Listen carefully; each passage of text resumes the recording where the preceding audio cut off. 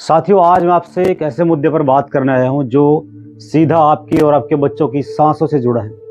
क्या आपको पता है कि दिल्ली एनसीआर को प्रदूषण से रोकने वाली सबसे बड़ी दीवार कौन सी है, जो हजारों सालों से रेगिस्तान की धूल को दिल्ली तक आने से रोकती है?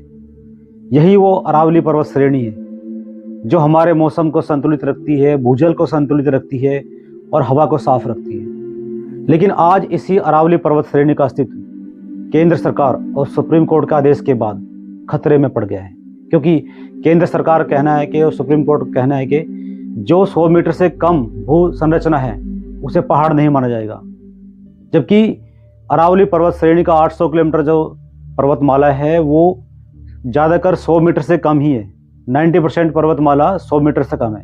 इसका मतलब 800 किलोमीटर लंबी इस रेंज को नष्ट करके समतल कर दिया जाएगा। तो इतना बड़ा प्राकृतिक नुकसान क्या देशवासियों को झेलना पड़ेगा? सरकार को देशवासियों की सेहत से कोई मतलब नहीं है, उनको सिर्फ बिजनेस चाहिए। जब इस पर्वत श्रेणी का अस्तित्व खत्म हो जाएगा और यहाँ समतल मैदान होंगे तो यहाँ बड़ी बड़ी फैक्ट्रियाँ नजर आएगी आपको, और इसका असर सीधा आम जनता पर पड़ेगा जो इसके आसपास के राज्य है, राजस्थान, हरियाणा, गुजरात, उत्तर प्रदेश, दिल्ली। यहाँ के लोगों का जीवन अस्त व्यस्त हो जाएगा, क्योंकि यही पर्वत श्रेणी राजस्थान से उड़ने वाली धूल को, जो थार रेगिस्तान से धूल उड़कर आती है।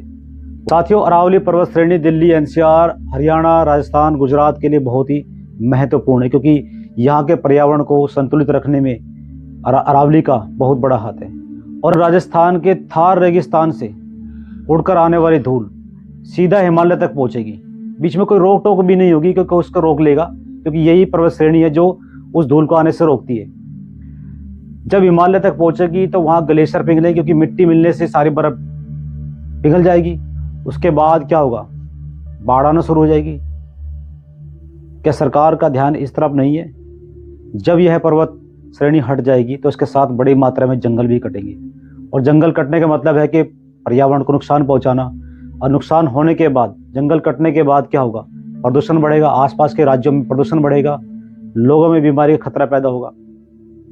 तो साथियों, ये किसी राजनीतिक पार्टी की लड़ाई नहीं है, हम सब की लड़ाई है, हम सबके भविष्य की लड़ाई है, बच्चों के भविष्य की लड़ाई है। अगर आज हम चुप बैठे तो आने वाली पीढ़ी को साफ हवा नहीं मिलेगी, प्रदूषण मिलेगा।